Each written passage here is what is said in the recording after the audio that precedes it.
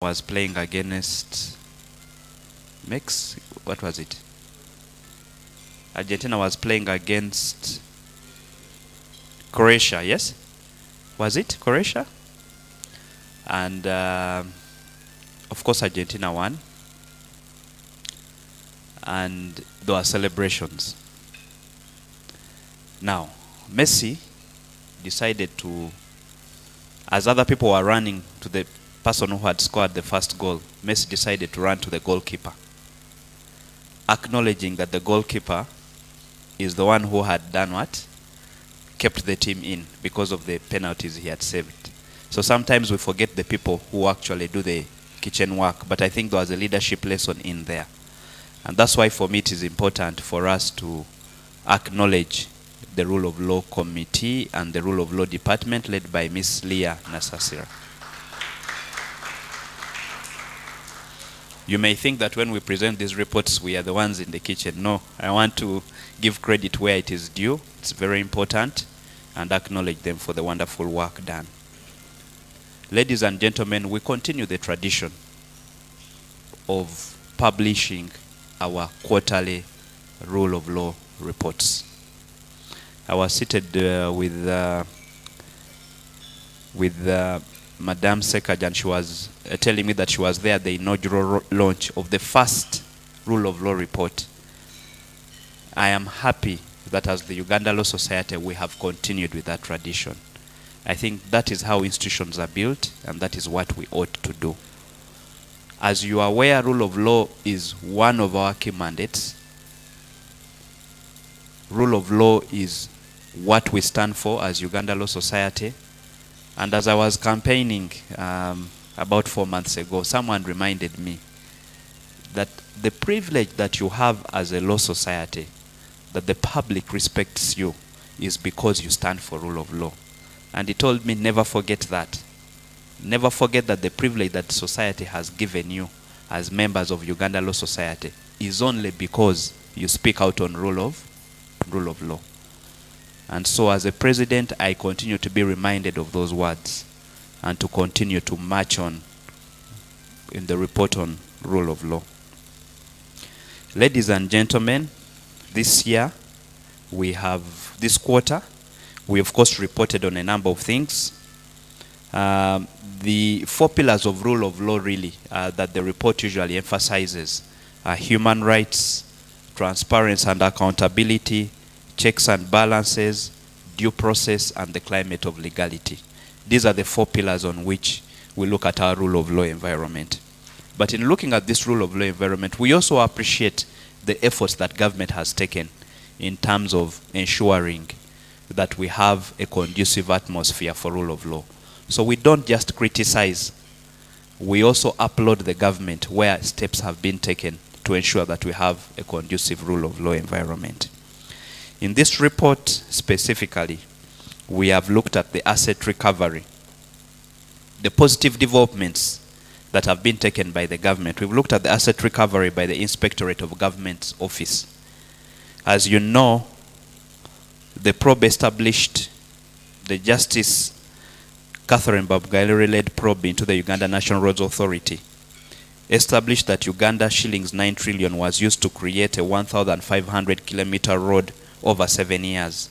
Yet the funds should have been used to construct 5,147 kilometers.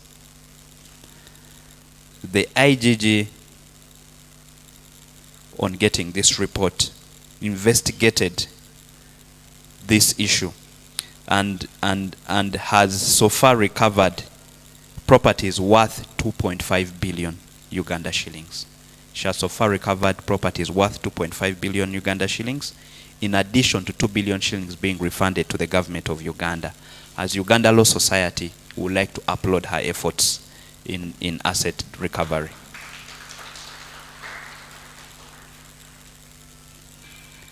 The second is the tool to combat climate change. As you may be aware, in the last quarter, we focused on climate change. And as a result of that, there have been several interventions that have been taken. I think we've had interventions by the government on ensuring and emphasizing the need for protection of wetlands. I think that message has come out clearly from the executive. Would like to applaud them for the efforts made towards ensuring that we conserve our environment. Let's applaud government. In the issue of human rights, we have the issue of the right to health, outbreak of the Ebola epidemic in Uganda. Of course, we've had a nationwide MOH Ebola public awareness and messaging public campaign through radio, SMS, WhatsApp. There's been distribution of a lot of information to citizens on Ebola. And we think that as Uganda Law Society, we would like to applaud the Ministry of Health for taking steps towards recognizing the objectives under the Constitution with regard to the right to health. I think we can all say good job has been done by the Ministry of Health. So we would like to applaud them. We will now go to the rule of law breaches that we consider the violations in the quarter that we have had. The first is the increased kidnaps, torture, and abductions. As the Uganda Law Society, we've had reports of arrests, abductions, and torture in Uganda. They have been spread over time. As Uganda Law Society, we have spoken up. We've spoken up on these issues. On 15th April 2022, the Minister of Internal Affairs actually informed Parliament that 1,304 people had been arrested at the time. We've also had several pronouncements from the Minister of Internal Affairs, Honorable Kahindo Tafire, who recently asked why government should abduct its own people. As Uganda Law Society, we continue to condemn the illegal arrests, detentions, and torture and kidnap in the strongest way possible. We continue to appeal to the government to ensure that the rights are protected. We continue to tell government that there is a distinction between arrest and kidnap. When you arrest someone, you arrest in accordance with the Constitution. And the Constitution provides for certain fundamental things to be upheld. One, they must be informed of the charge of the offense for which they are being arrested. Two, they must be given access to their next of kin, medical doctor, lawyer. Three, they must be detained in a gazetted place. Those three things are fundamental. And lastly, they must not be detained beyond 48 hours. That is our Constitution. So we appeal to the government that when you arrest citizens, please ensure that those four critical rights, as mandated by the Constitution, are actually upheld. Remember, human rights are inviolable, they are inherent, and it is important that government respects them. So we continue to emphasize that. We've also heard of Mr. Joseph Kabuleta's family members. I hope that now the government has given him. I have not heard him being charged. I will beg to be corrected. If he hasn't been charged, it's beyond 48 hours. Let him be charged for the offense for which he has committed. We continue to reaffirm to the government that rule of law is an essential feature of security management and should be upheld in all circumstances. So we condemn all actions of kidnaps and related illegal conduct. So to the Ministry of Internal Affairs, we want to ask them. First, it would be important for government to release all persons that are held in detention beyond the 48 hours limit. That's very critical, just to show that we are actually relating to what the Constitution says. It's also important for us to ask government to restore the due process of the law and prevent impunity for human rights violations by accounting for the persons who are still missing. And our continuous appeal to government has been, can you hold to account those who are responsible for the November 20th during the election period? That has been our continuous message. Let's hold those people, let's hold the perpetrators to account. It is important. While we do that, We do not condone the attacks on police stations and barracks of gun theft. And we must be clear that while we support human rights violations, the attacks that have been on gun stations, we call upon the citizenry, the citizens of this great republic, that doesn't help rule of law. That doesn't help rule of law. So we condone those attacks as Uganda Law Society. The other fundamental issue in this report is the independence of the judiciary. The incident at Mengo Chief Magistrates Court in Kampala. We note with great concern the manner in which the Honorable Prime Minister Robin Anabanja intervened in the matter of Gertrude Nalule at Mengo Chief Magistrates Court during her visit on Monday 21st November 2022. While her motivation and her intention may be good, it is important that we respect the independence of the judiciary. So she could have had very good intentions, she could have had very good motivations. That is fine. But the independence of the judiciary must be respected. And the Chief Justice has spoken out as the head of the judiciary. We also speaking out as Uganda Law Society, as we have spoken out over and over again on the independence of the judiciary. While that is said, we also upload the dialogue. We saw recently the Prime Minister and the Chief Justice meeting.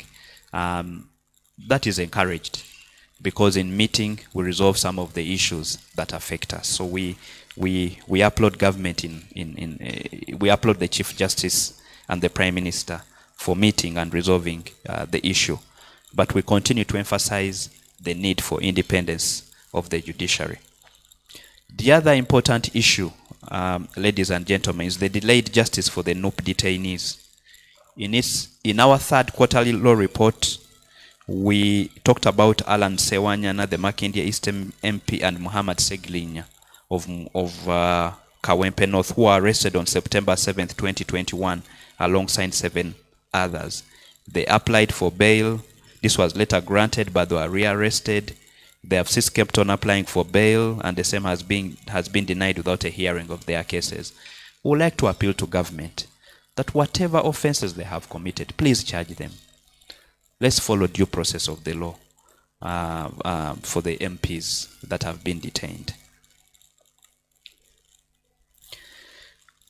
We have a few recommendations, and we make usually specific recommendations to players, to stakeholders, to the Ministry of Internal Affairs and to Uganda Human Rights Commission. We urge them that perpetrators of torture should be investigated, prosecuted, and punished.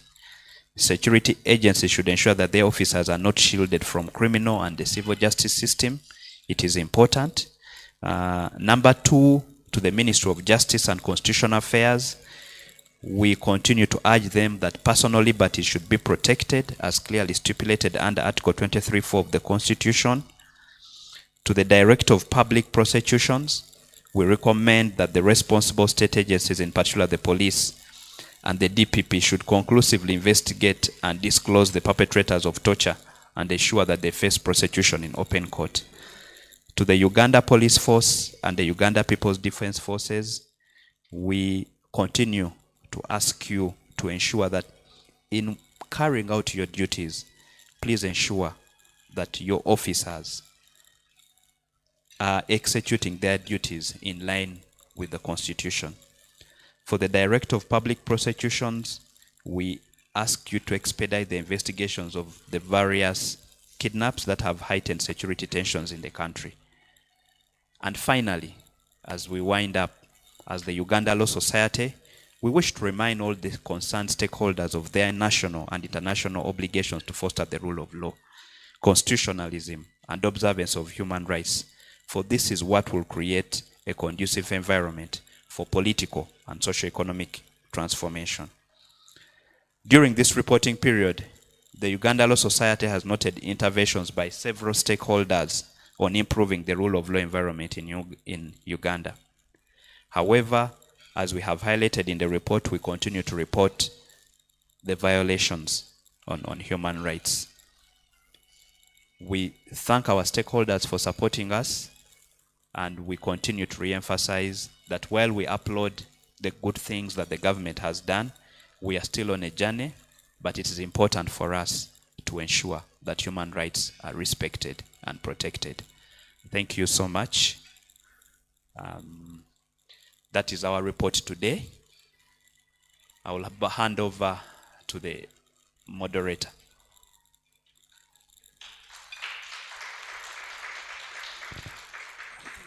Thank you so much, Mr. President. Ladies and gentlemen, it is at this moment that we do launch the report. Mr. President, we will have the report launched. And yes, we'll have stakeholders come and stand over here with the reports, with a copy of the report. And then we'll mark the launch of the fourth quarterly report for 2022. Dear stakeholders, please feel free to come and join the President, different representatives. Ms. Margaret Sekaja will be happy to have you here. Representatives from police, from the rule of law clubs, will be happy to have you here to join the President to launch the report.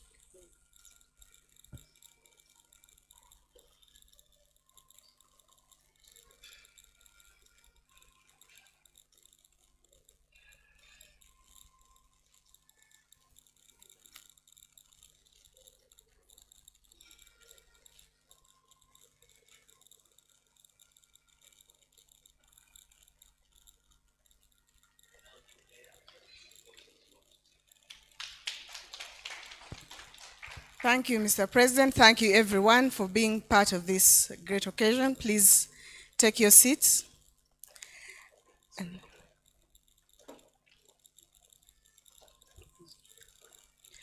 Thank you, the Fourth Estate, for joining us. We recognize the presence of NBS, NTV, Nile Post for joining us. Thank you so much. And at this moment, ladies and gentlemen, we are going to have a plenary. We're going to have a discussion. What are your thoughts on this report? What is the feedback that you have? A representative of the IGG, at least you can appreciate the ULS for appreciating you, or any other comments. Colleagues, please feel free to make your comments, any questions. We will be happy to have your feedback on this report. Thank you so much.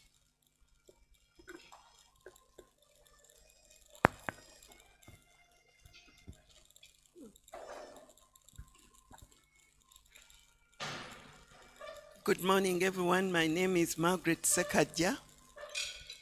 I want to thank you for this report and for being constantly publishing these reports. We are really happy, and we usually look forward to the issues you are bringing up. I just have two issues to bring up. One of them is, in one of the reports you launched, you talked about application for habitats. Could you enlighten us about how the process went, whether you are continuing to apply for habeas corpus for people who have disappeared and not yet found? Can we make applications? And the other issue is, does the Uganda Law Society think of using international mechanisms for some issues? For example, we have special rapporteurs, we have special mechanisms, we have experts who can come and visit Uganda and give us advice and guidance on how we could go through with these things. There's a special rapporteur on torture. There is one on disappearances. These mechanisms are for us as states to use them and be able to bring to light some of these issues. Those are my two issues I wanted to bring up. Thank you, Ms. Margaret Sekaja, for always giving us advice. I remember the time you were Special Rapporteur to the UN, you were still close to us and giving us advice, and we appreciate that. We will have a response after, but let's take about two more. Yes, Mr. Aboneka. Thank you, the General Society. Of course, I'm happy to be part of the society. Two questions for me, or interventions. The Ebola crisis, I know that it has been noted as one of the positives that the ministry handled well, but I am not sure whether the lockdown and all the presidential directives were handled in a manner of rule of law. I am not aware of a statutory instrument that was passed immediately after the presidential address that eventually characterized the lockdown of Kasanda and Mubende, and even the current situation. The vice president came out and extended the lockdown. So I don't know whether there is a statutory instrument or any other bylaw that we are using to ensure that we handle the situation of Ebola in Mubende and Kasanda, because then it will be very unfair, it will be unconstitutional to arrest those people just because we are following the presidential directives. The last one for me is about the enforced disappearances. This seems to come out, it is a trend, it seems to come out every quarter. So I don't know, and every quarter seems that we're having more people disappearing, the drones and the rest. I don't know whether we're going to have a lasting solution to this. And the president has said it clearly. There's a difference between arrest and kidnap. How I look forward to seeing a proper arrest in this country where someone is informed why they are being arrested and due process is taken. Otherwise, if people are not doing their job, maybe it's perhaps time for the society for us to take on other avenues. We explore all avenues of law to make sure that people do the things they're supposed to do. Thank you very much. Thank you so much for that. Is there any other comment, please? Here, Mr. Chirenga. Thank you very much. Mr. President, you helped us differentiate the issue of arrests vis-a-vis kidnaps. But for me, I still want us to look at the aspect of arrests vis-a-vis the 48-hour rule. We really need to emphasize that the law enforcement should not rush to arrest someone if they are really going to meet the 48-hour rule. They would rather do thorough investigations such that by the time they go to arrest, they are ready to present this person before the courts of law. But we see people being arrested. It takes them weeks and weeks and weeks before they are presented, and sometimes they are not even presented before the courts of law. So the question is, why do you rush to arrest when you've not carried out thorough investigation, so that by the time you arrest, it takes you, even if it takes you slightly beyond 48 hours, but you arrest someone, incarcerate him for over a month, and you don't, sometimes the person is not even known, you don't know where he has been detained. Really, you should be able to sympathize with the next of kin. Thank you. Thank you, Mr. Chirenga. I agree with you on the rush to arrest. Colleagues, we can have more comments, more questions. Mr. President, a number of comments have been directed to the ULS. Please allow me to give you the opportunity to respond.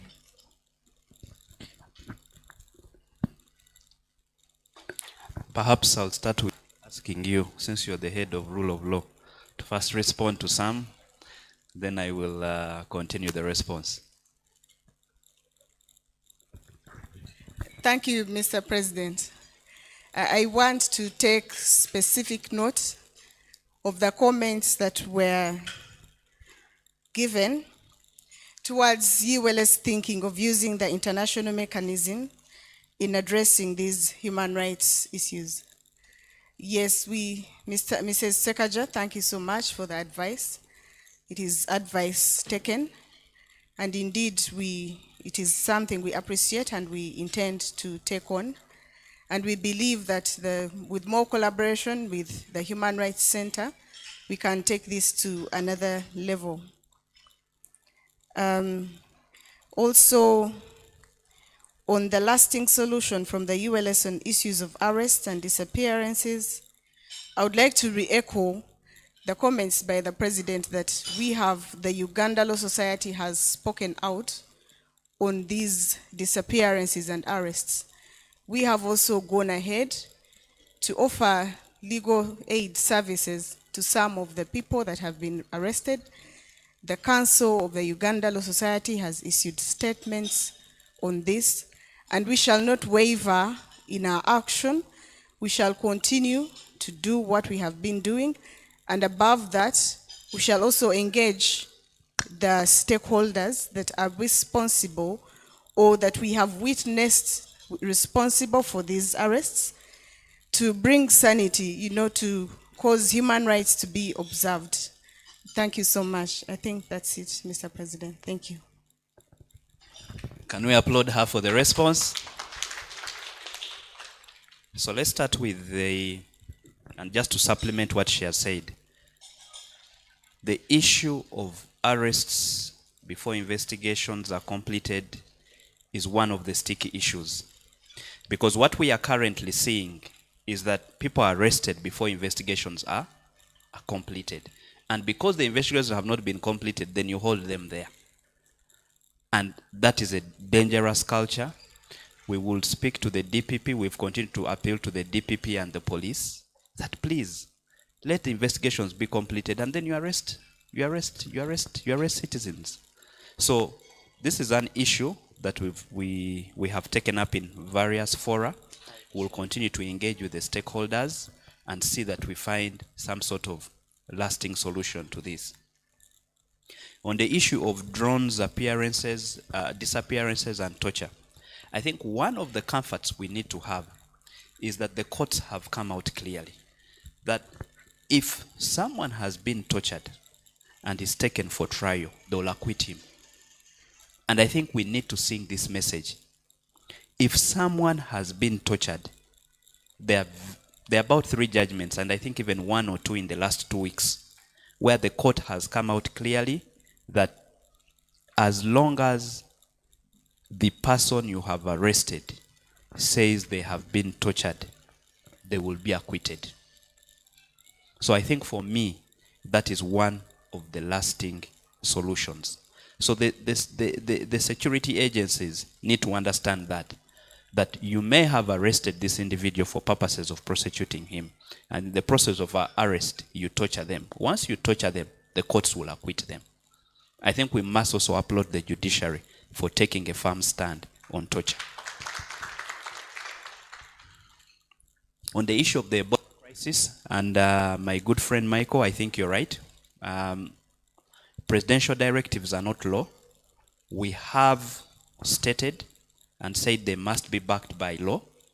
But while we do that, we also notice and recognize the right to health and the right to protection. So it's a balancing act.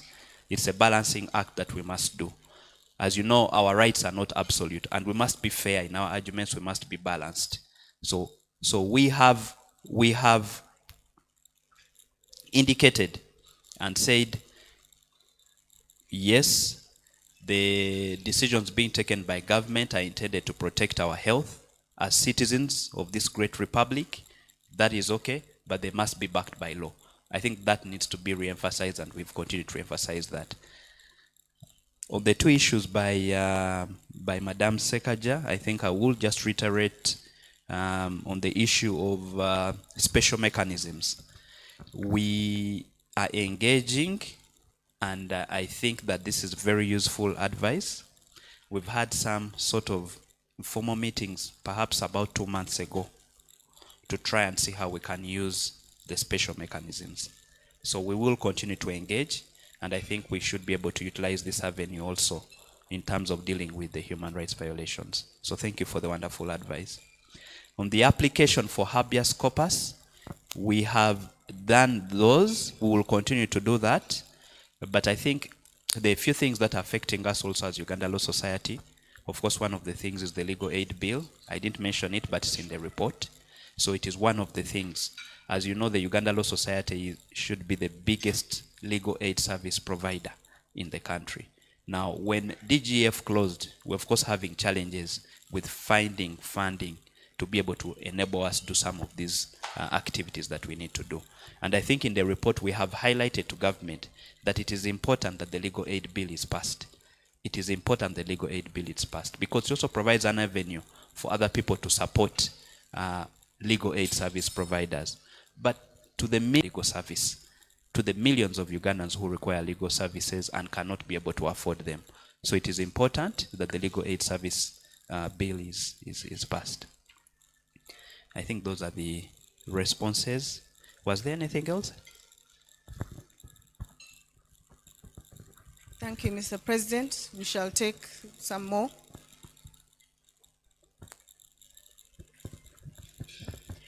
Good morning, ladies and gentlemen.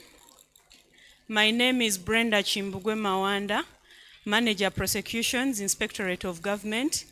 I came with my colleague, Ms. Hilda Taliba from the Inspectorate of Government. She's the Manager, Advisory Services in the Inspectorate of Government. Mr. President, thank you so much for acknowledging that the ULS and yourself only remain relevant if you uphold the rule of law on behalf of the citizens of Uganda. And please never forget that. Secondly, many issues have been raised which touch me at a personal level as a citizen of Uganda, but I'm here on behalf of the Inspector General of Government. She's here on behalf of the Deputy Inspector General of Government, so we shall speak in that capacity. One, we thank the Uganda Law Society for acknowledging the work of the Inspectorate of Government. Thank you so much. And I'm glad to inform you that what has been captured in the report, we have actually recovered a lot more money.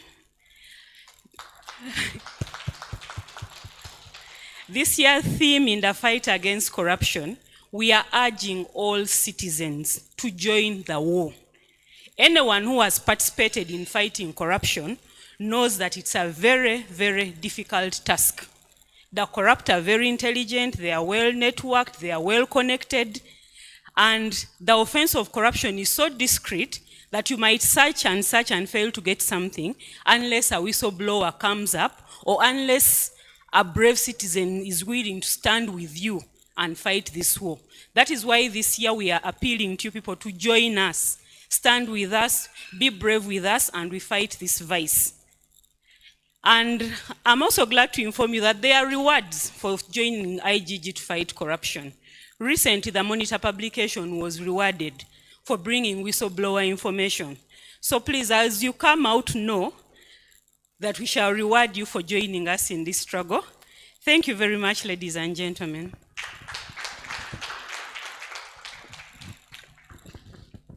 Thank you. Morning, ladies and gentlemen. I've been introduced. I would also like to take this opportunity to applaud the Uganda Law Society, the President, and the CEO and their team took an unprecedented step and engaged with the Inspectorate of Government sometime this year. And I believe they're going on to engage with others. I hope so. And many issues that have been raised are to do with government. But ladies and gentlemen, as you all know, that the Inspectorate of Government, the Uganda Law Society members, and all other institutions of government are supposed to work within the limits of the law. You know, we have to follow the Constitution. And so we found that we are really fighting on the same side. And so I urge the Uganda Law Society to continue engaging with other MDAs, like they did with the Inspectorate of Government. We plan to work hand in hand to continue fighting for the rule of law. Please engage the security agencies and all other ministries and departments of government, perhaps through ways things like sensitization workshops, so that because the things you think you know and should be known by everybody might not be known by everybody. The things, they say common sense is not common. So I urge the Uganda Law Society to continue with these engagements, to sensitize even us, government, where we are doing things wrongly, where we are overstepping our boundaries. We know we are supposed to work within the rule of law, within the constitution, but sometimes we don't, and power is abused. So we urge the Uganda Law Society to continue engaging, and we applaud them because they've already taken steps in that direction, at least for the Inspectorate of Government. We applaud them for doing that. Thank you, gentlemen. Thank you so much. Yes, we do agree that fighting corruption, observing the rule of law is collective responsibility, and our launching of the rule of law quarterly reports is one way of collectively fighting against fighting against breaching the rule of law. Allow me to first recognize the presence of our Honorary Secretary, Uganda Law Society. You're welcome, sir. I also recognize the presence of the Country Director for Pilgrim Center for Reconciliation. Thank you. And also allow me to take a comment from IDA, from Human Rights Commission, and thereafter from Sudhil Biarhanga, NTV. Thank you. Thank you so much. Like I've been introduced, my name is Ida Nachiganda, and I work with the Uganda Human Rights Commission as the Director in charge of complaints, investigations, and legal services. Mr. President and your team, I congratulate you on the launch of the Rule of Law report today. I have a humble request. On the issue of the reports of abductions and kidnaps, is it possible for the Uganda Law Society to add its effort by having one-on-one meetings with the law enforcement and security agencies? A one-on-one meeting with the IGP, a one-on-one meeting with the CDF, a one-on-one meeting with the Chief of Military Intelligence, and also a one-on-one meeting with the Commissioner General of Prisons. I know that the Commission is having quarterly meetings with the heads of these institutions, and this issue has been put to them. However, with the voice of the very strong voice of the Uganda Law Society, I know with the concerted effort, we will be able to get to the bottom of this issue. So that is my humble request, Mr. President. Yeah, my name is Sudhil Biarhanga. I work with NTV. I see UPDF and the police were represented here. I would like to know from the representative from UPDF, what explanation do you have for the continued kidnaps or these illegal arrests that sometimes happen in the night, and that the continued use of drones to especially target political opponents? What explanation? Could you maybe tell us why it is continuing? Because this is not the first time. It's been going on. And what are you doing as a force? Are you listening to what they are telling you, or it's just me listening and then you do nothing about it? Thank you. Thank you so much. Would you like to respond, sir?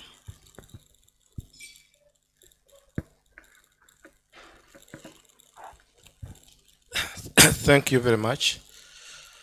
First and foremost, I've already been introduced. I'm Colonel Moses Wandera. I'm the Deputy Chief of Legal Services in the Uganda People's Defense Forces. I'm here on behalf of the Chief of Defense Forces of the Uganda People's Defense Forces. He's unable to be here with you, but he sent greetings through me. He's on other state assignments. I wish also to join a voice to those who have applauded the Law Society on the good job done. I wish to allay the fears, especially in regard to the security. Insofar as the UPDF is concerned, the reason we set up military courts is to ensure that we adhere to the Constitution. Article 208 that establishes the UPDF, among others, requires the UPDF to be a disciplined force. And to ensure that UPDF is indeed a disciplined force is the reason we set up the military courts. We have a number of military courts. They range from the smallest, which is the Unit Disciplinary Committee, which we normally abbreviate as IUDC. We also have, at a division level, what we call a division court-martial.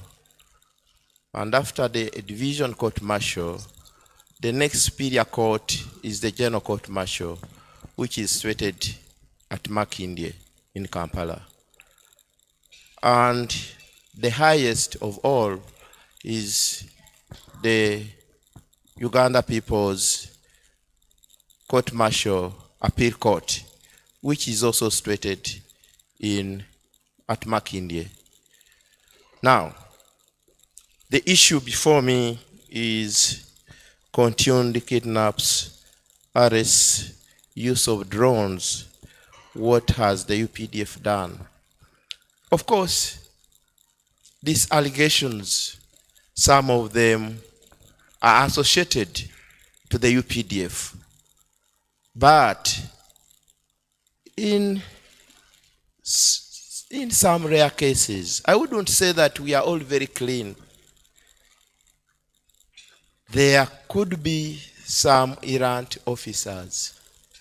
However, where in case of any kidnap or illegal arrest, we have always taken steps, caused investigations, and after investigations, if any person among the members of UPDF is found culpable, then that person is taken to the military courts for prosecution. However, this task is not easy. We all need your assistance. These offenses, if committed by members of the UPDF, are committed within the society where you are present. If you are able to bring evidence, that is what will enable us be able to prosecute such errant officers and men if they are members of the UPDF.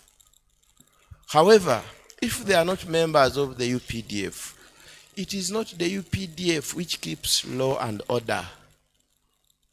This is a task of other institutions, some of which are present in this meeting, to ensure there is law and order prevailing in the country. UPDF solely is to ensure that we protect the sovereignty of this country. However, and the Constitution calls us to provide aid to civil authority, where the civil authority is overwhelmed, then we come in when our service is sought for. We are therefore the doors of the UPDF as an institution is first and foremost a law-abiding institution, ready to cooperate, ready to perform her duties as mandated in the Constitution. Of course, we cannot say we are not hearing about the drones. These allegations are being made, but for us, the vehicles of UPDF are numbered. All people know the vehicles that we use if we are doing any of our duties. However, as I pointed out earlier, if there are any errant members of the UPDF who perhaps may use the drones as alleged, once pointed out, then the UPDF, we shall always come out and carry out the arrests and do. And when we are arresting, by the way, where we are called upon and to arrest, we only aid the police as an institution which is charged with the duty of keeping law and order. Thank you. I hope I've answered you. Excuse me, I have a following question. Following this one, excuse me. The 48-hour rule, UPDF has been seen to be one of the institutions that have continued to completely disregard that. There are several suspects, for example, previously were arrested, kept for months, and then later on produced in court. And there are still others who are still missing right now as I speak, who are in incarceration. They have not yet been produced in court. But later on, there will be, maybe they might appear one or two. What do you say about this as a force that has had respect for quite some time, that such a thing is continuing to happen in your eyes? Thank you for that question. One issue perhaps I would not want to address is an issue of generalization. If there are particular cases, instances where persons perhaps for one reason or another have been arrested, as I mentioned earlier, we only aid the police force. And under the UPDF Act and regulations, the civil, if he's a civilian, we have a regulation governing the arrest and detention of civilians. And that regulation regarding the detention of civilians, no civilian shall be kept in a military detention installation over and above 24 hours, let alone 48 hours. If a civilian happens to be arrested and detained for one reason or another in a military detention facility, that civilian is within 24 hours supposed to be taken to a military court. And that is if the offense for which he has been arrested, he falls under section 119 H or I of the UPDF Act number 7 of the year 2005. And briefly, that's the offense which the section which subjects civilians to military law. Those civilians who subject themselves to military law are civilians either found in possession, unlawful possession of arms, ammunition, or any other military stores, or any other property or properties that are a preserve of the UPDF, which fall as a monopoly of the UPDF. If O under I a civilian who aids or abates a soldier in the commission of a military service offense. Those are the civilians who may be arrested by the UPDF. And upon arrest, such a civilian is not supposed to be in a military detention facility for more than 24 hours. And the only court which he can be taken to is not the Unity Disciplinary Committee, the smallest court I mentioned. It is a division court-martial or a general court-martial. So, if there are instances where a civilian has been held in a military detention facility for more than 48 hours, such matters should be reported to the army leadership, and then we as the legal department shall be accordingly tasked to handle and then bring to books that person who has violated the UPDF Act and the regulations thereunder. So point it out. You can cause a write-up to the CDF, and we shall, as the legal department of the Army, shall accordingly be tasked to handle. Thank you. Don't keep mum. Don't keep quiet out there. We shall not know.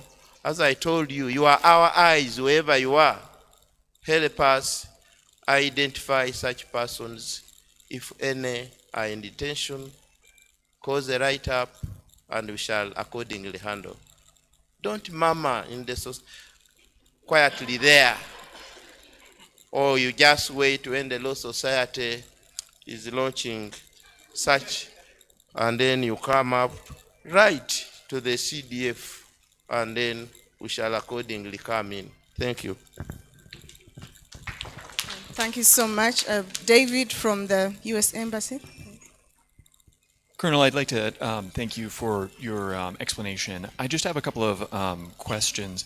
As many of you may know, Ambassador Brown wrote an op-ed piece that was released last weekend for Human Rights Day, December 10th. In that article, the ambassador wanted to focus on the Committee Against Torture's recent concluding observations with regard to Uganda, which called on Uganda to abolish the use of ungazetted authorized places of departure. Now, Colonel, one of the places that has been noted frequently over many years as an ungazetted facility for detaining civilians and possibly also military members is the Chieftaincy of Military Intelligence Headquarters in Mabuya. Now again, in your statement, you made reference to the Uganda People's Defense Forces, being a law-abiding institution. Again, given those specific allegations about the Chieftaincy for Military Intelligence Headquarters in Mabuya, again, the length of time that these accusations have come out, do you have any response to that? Again, given that this is, a location that seems to be more than just errant officers. Thank you.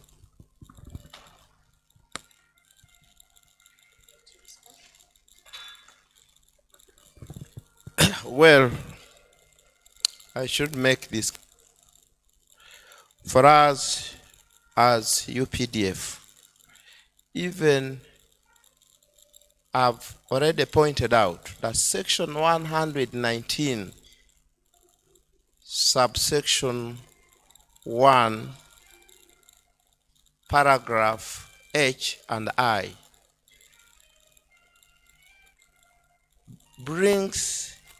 subjects the civilians who are in breach of that section of the UPDF Act. This is an act of parliament. I'm talking about an act of parliament. I'm not talking about something that the UPDF just came up with, which is not within the law. The Constitution provides that it is Parliament that establishes this act, and it is an act of Parliament. Now, civilians who fall subject to military law under that provision, how do we arrest them?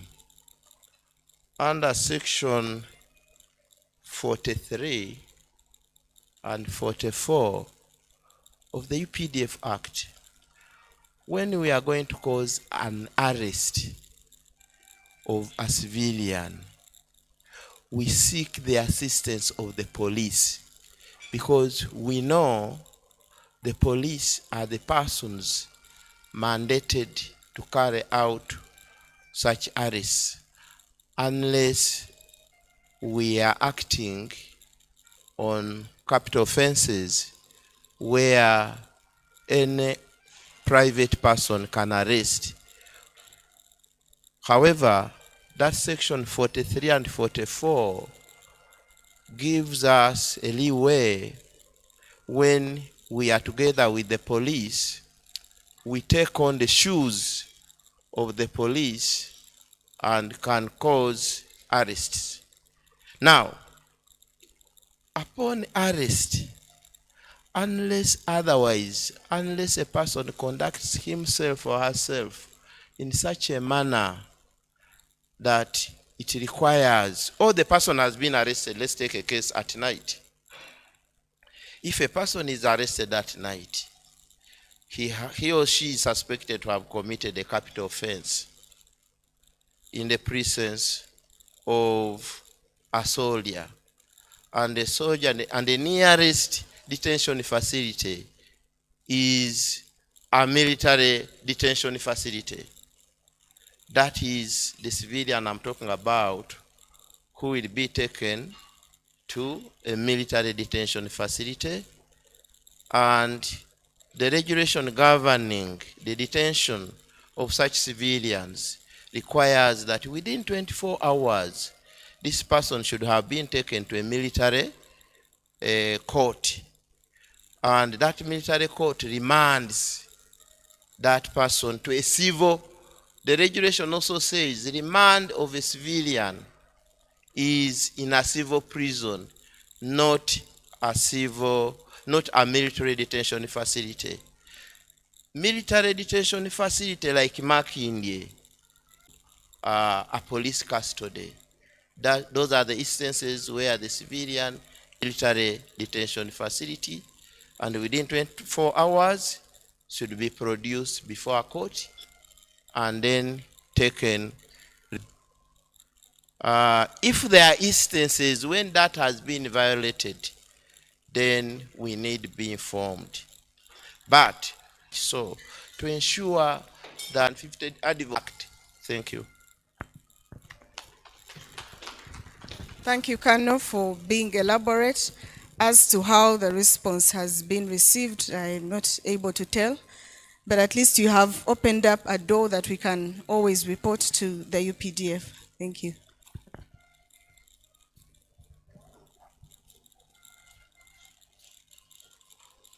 Good morning, everyone. Good morning. My name is Charlene Naluvama from the BHC. I think the issue is not the lack of laws and institutions.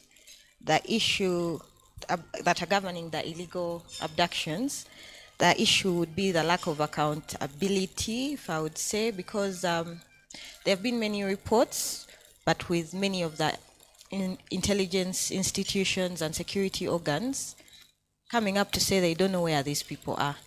You'll go to police and they don't know where the people are. You'll go to CMI, they don't know where the people are. So maybe the question I'll bring to you is, how will we hold the people abducting Ugandan citizens responsible when we all don't know who they are? Is there a need for an investigation to find out who is doing these abductions? Because you mentioned that UPDF cars have special plates, and these drones do not have number plates. So how do we identify the people that are actually abducting Ugandans? Kanawandera, you're up again. I think from the word go, I was very clear that the work under the Constitution, who is concerned with law and order, is not the UPDF. So allocate duties, put the duty